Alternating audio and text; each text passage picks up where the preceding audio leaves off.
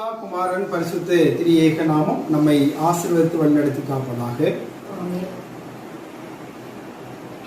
10/5/2020 ஞாயிற்றுக்கிழமை அதிகாலை வேளையில காணொளி மூலமாக குடும்பமாய் உங்களோடு கூட சந்திப்பதிலே மிகுந்த மகிழ்ச்சி அடைகிறேன். இந்த அருமையான தருணத்தை ஆசீர்வாதமாய் கொடுத்திருக்கிற கர்த்தாவுக்கு என் உள்ளத்தின் ஆழத்திலிருந்து நன்றியை தெரிவித்துக் கொள்கின்றேன். இந்த ஆராதனையில குடும்பமாய் நாம் அனைவரும் சேர்ந்து ஆராதிக்கிற வேளையில தெய்வீக பிரசன்னம் நம்மை ஆட்கொள்கிறதற்காக நன்றி செலுத்துவோம். நாம் அனைவரும் கண்களை மூடி ஜெபம் செய்வோம்.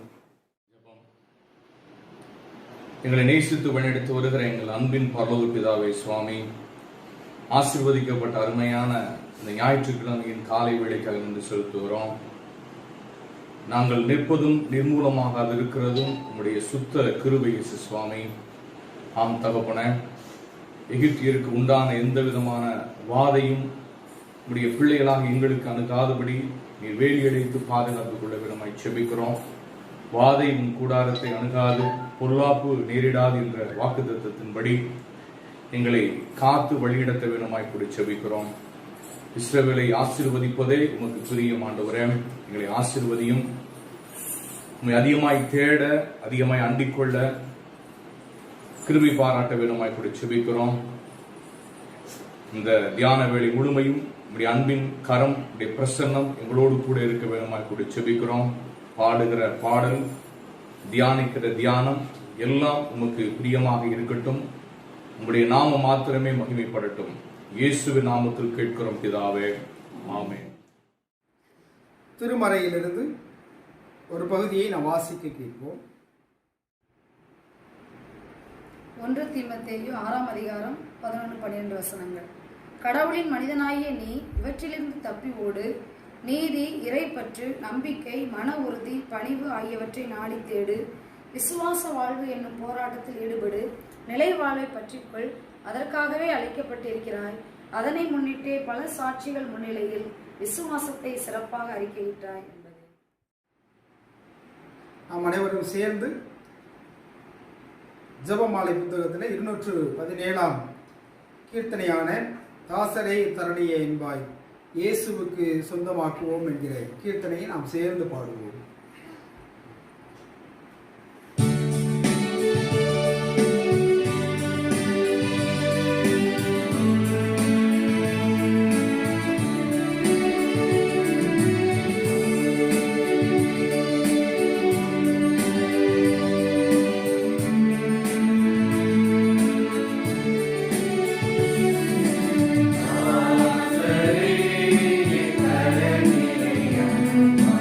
Yeah.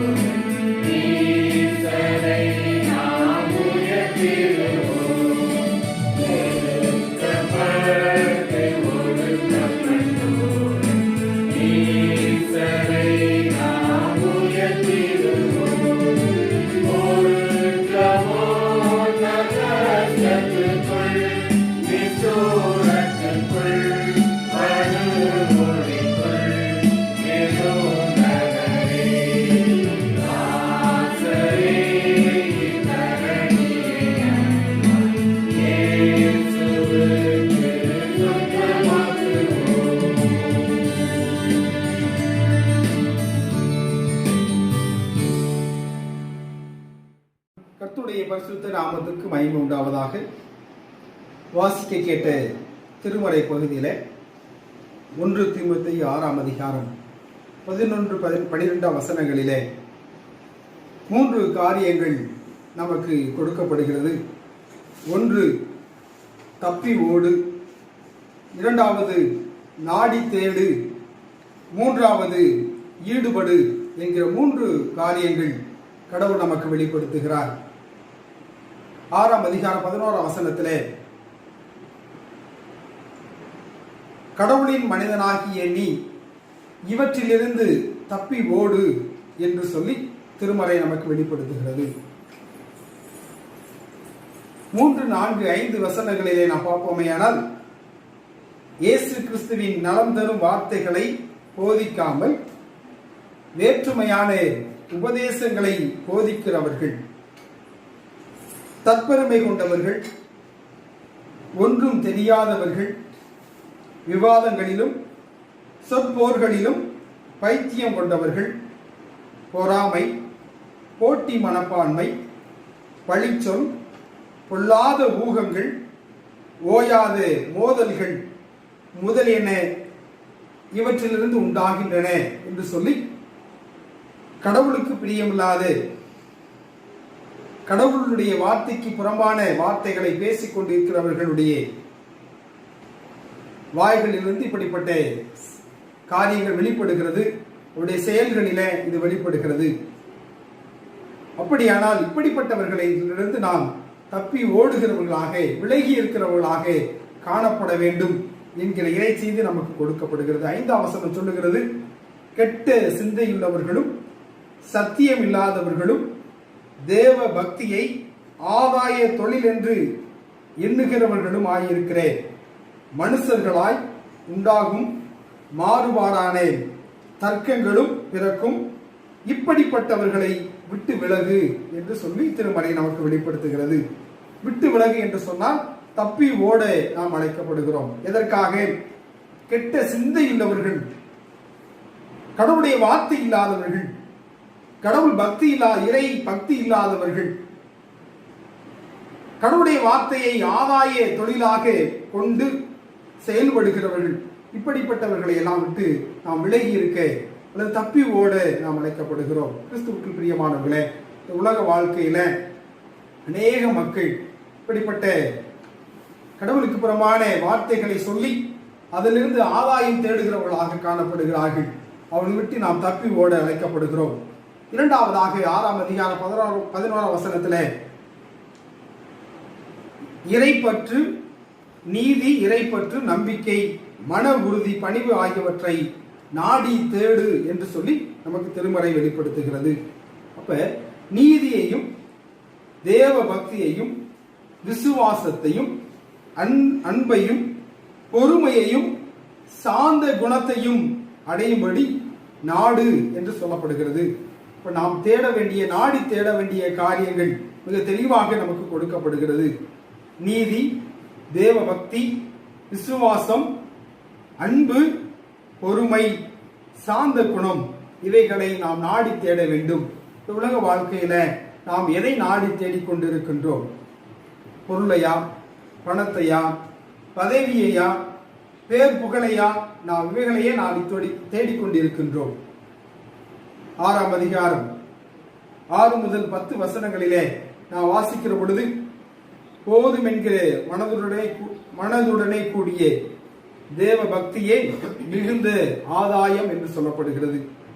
7ஆம் வசனத்திலே, உலகத்தில நாம் எதையும் கொண்டு வந்ததில்லை, உலகத்தை விட்டு எதையும் கொண்டு போகவும் முடியாது. எனவே உணவும் உடையும் நமக்கு இருந்தால் அவற்றில் நாம் மன நிறைவு கொள்வோம் என்று திருமறை நமக்கு வெளிப்படுத்துகிறது. அப்படியானால் நாம் எதை நாடி தேட வேண்டும்? 18ஆம் வசனத்திலே பார்ப்போம். ஏனால் நன்மை செய்யவும் நற்கிரியைகளில் ஐஸ்வர்யவான்களாகவும் என்று சொல்லி புதிய மொழிபெயர்ப்பிலே கொடுக்கப்படுகிறது.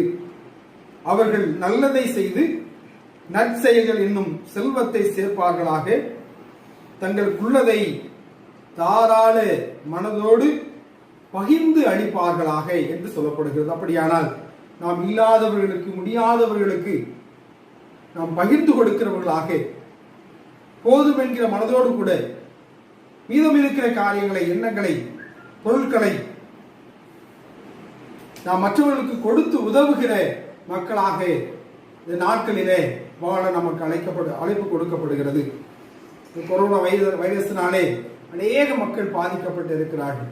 வேலை இல்லை, உண்ண உணவு இல்லை, கஷ்டமான சூழ்நிலையில் வாழ்ந்து கொண்டு இருக்கிற மக்களை நாம் சந்தித்து அவர்களை தேடி சென்று அவர்களுக்கு உதவி செய்கிற மக்களாக நாம் வாழ அழைக்கப்படுகிறோம்.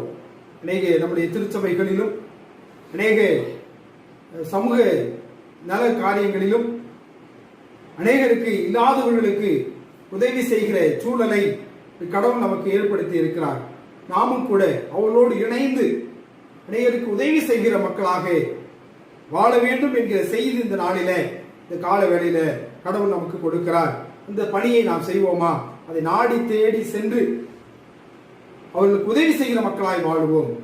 நீதியையும், இறைபக்தியையும், விசுவாசத்தையும், அன்பையும், பொறுமையையும், சார்ந்த குணத்தையும் அடைவதற்கு நாம் நாட வேண்டுமேயானால் இல்லாத மக்களுக்கு, முடியாத மக்களுக்கு நாம் உதவி செய்கிற மக்களாய் காணப்பட வேண்டும். மூன்றாவதாக 6ஆம் அதிகாரம் 12ஆம் வசனத்திலே பார்ப்போமேயானால், விசுவாச வாழ்வு என்னும் போராட்டத்தில் ஈடுபடு என்கிற காரியம், விசுவாச வாழ்வு என்னும் போராட்டத்தில் ஈடுபடு என்கிற காரியம் நமக்கு வெளிப்படுத்தப்படுகிறது.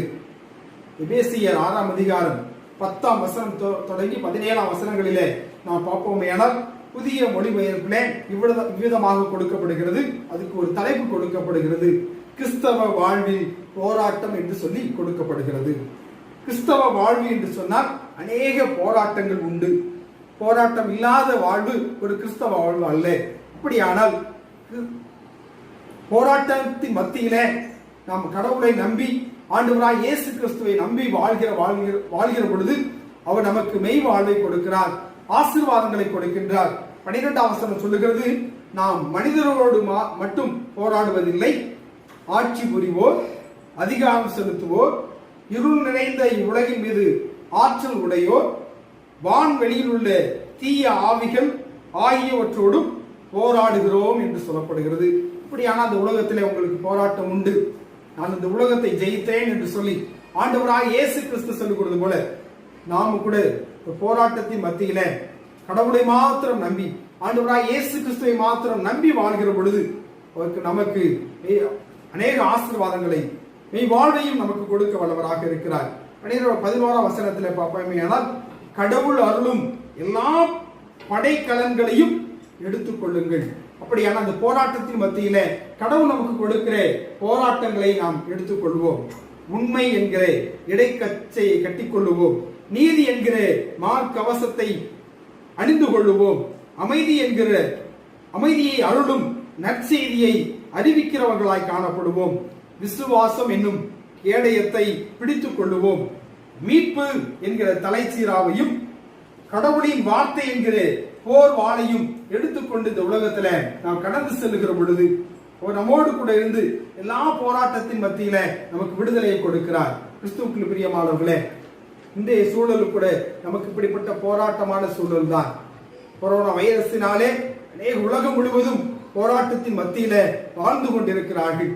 நாம் நீதி, அமைதி, மார்க்க போன்ற விசுவாசம் என்னும் கேடயத்தை பிடித்துக் கொண்டு நாம் கடந்து செல்கிற பொழுது என் ஆண்டவர் என்னோடு கூட இருக்கிறார், அவர் ஒருபோதும் என்னை கைவிட மாட்டார், அவர் என்னை பாதுகாப்பார் என்கிற அந்த விசுவாசத்தோடு, அந்த நம்பிக்கையோடு நாம் இந்த உலகத்தில் கடந்து செல்கிற பொழுது அவர் நம்மை பாதுகாக்கிறவராக, நம்மை உயிர்ப்பிக்கிறவராக, நம்மை அரவணைக்கிற ஆண்டவராக, நம்மை ஆசீர்வதிக்கிறவராக, நம்மை பலப்படுத்துகிற ஆண்டவராக நம்மோடு கூட இருக்கிறார். இந்த உலகத்துல எனக்கு ஒன்றும் தேவையில்லை, உண்மை அல்லாமல் எனக்கு வேறு ஒன்றும் தேவையில்லை, இன்பமானாலும் சரி துன்பமானாலும் சரி எனக்கு நீ மாத்திரம் போதும் என்று சொல்லி பக்தன் பாடுகிறதை போல நான் உண்மையே நம்பி வாழ்கிறேன் ஐயா, உண்மை நம்பி வாழ்கிற பொழுது எனக்கு எல்லாவற்றையும் நீ கொடுக்கிறேன், என்னோடு கூட இருந்து என்னை வழி நடத்துகிறீர் என்கிற அந்த இறை செய்தி நமக்கு கொடுக்கப்படுகிறதே.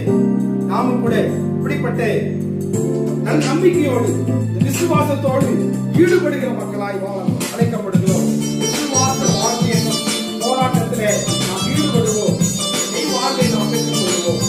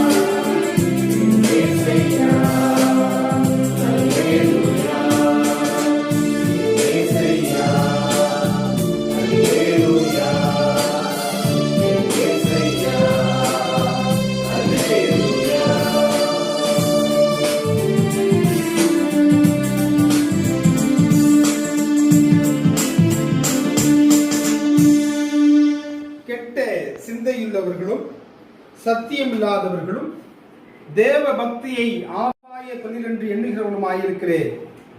மனுஷர்களை விட்டு நாம் தப்பி ஓட அழைக்கப்படுகிறோம். இல்லாத மக்களுக்கு, முடியாத மக்களுக்கு அவர்களை தேடி சென்று நாடி சென்று அவர்களுக்கு உதவி செய்கிற மக்களாக நாம் வாழ்வோம். உலக வாழ்விலே போராட்டமான இந்த சூழலில் ஆண்டவராகிய இயேசு கிறிஸ்துவை நாம் மாத்திரமே நம்பி விசுவாசித்து அவர் எனக்கு விடுதலை கொடுப்பார், பாதுகாப்பை கொடுப்பார் என்கிற நிச்சயத்தோடு கூட நாம் வாழ அழைக்கப்படுகிறோம். அப்படிப்பட்ட மெய் வாழ்வை ஆண்டவர் தாமே நமக்கு கொடுத்து ஆசீர்வதித்து வழிநடத்தி காப்பாராக. ஆமென். ஜெபம் செய்வோம். கிருபையும் இரக்கமும் நிறைந்த எங்கள் அன்பின் ஆண்டவரே, இந்த மனமகிழ்ச்சியான ஓய்வு நாளின் காலை வேளைக்காய் உமக்கு நன்றி செலுத்துகிறோம். குடும்பமாய் உடைய சமூகத்திலே நாங்கள் இந்த காலை வேளையில வந்து உண்மை துதிக்கவும் ஆராதிக்கவும் உடைய வேத வசனங்களை தியானிக்கவும் தேவன் பாராட்டின கிருபைக்காய் நன்றி செலுத்துகிறோம். இந்த நாளிலும் கூட கர்த்தாவே உடைய சமூகத்தில் வந்திருக்கிற எங்கள் ஒவ்வொருவரையும் நீர் கண்ணோக்கி பார்த்து நாங்கள் ஏறிருக்கிற எல்லா ஜெப விண்ணப்பங்களுக்கும் நீர் பதில் தரும்படியாய் நாம் ஜெபிக்கிறோம் சுவாமி. விசேஷமாய் இந்த கொடிய வியாதியின் நிமித்தமாய் உலகம் முழுவதும் கஷ்டத்திலும் துன்பத்திலும் இருக்கிற வியாதியஸ்தலுக்காய் உடைய பாதப்படியிலே நாங்கள் முதலாவது வருகிறோம் சுவாமி. இந்த கொரோனா வைரஸினால் தாக்கப்பட்டு மருத்துவமனைகளிலே சிகிச்சை பெற்று வருகிற ஒவ்வொரு மக்களையும் இந்த நேரத்திலே நாம் நினைவு கூர்ந்து ஜெபிக்கிறோம் அப்பா.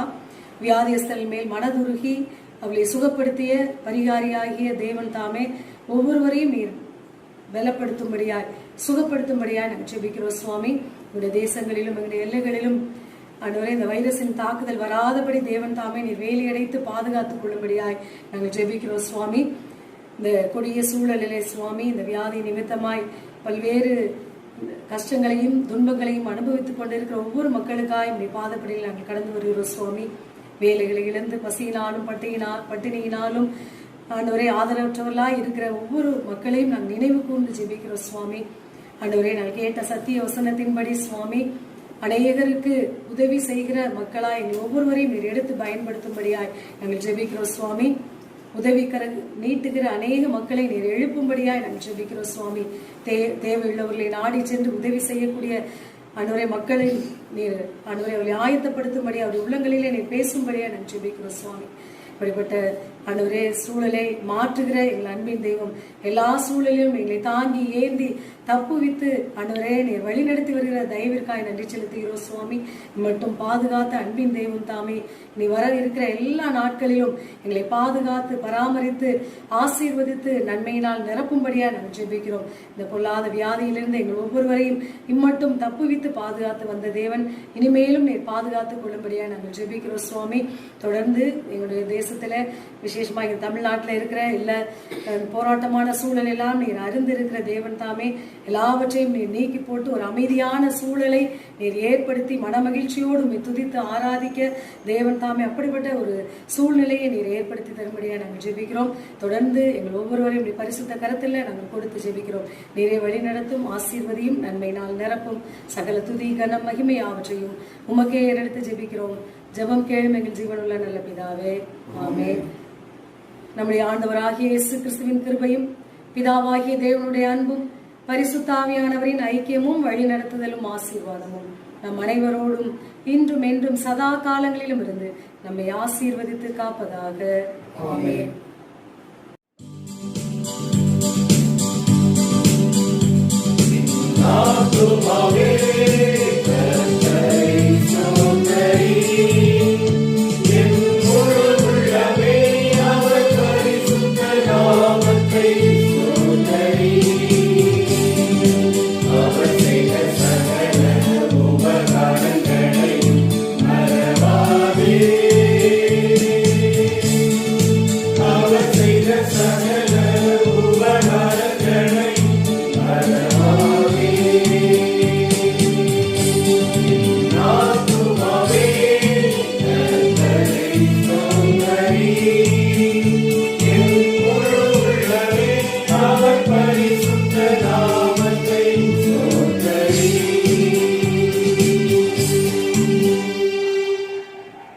സ്വാമി കൃപയായും സ്വാമി ദയവായി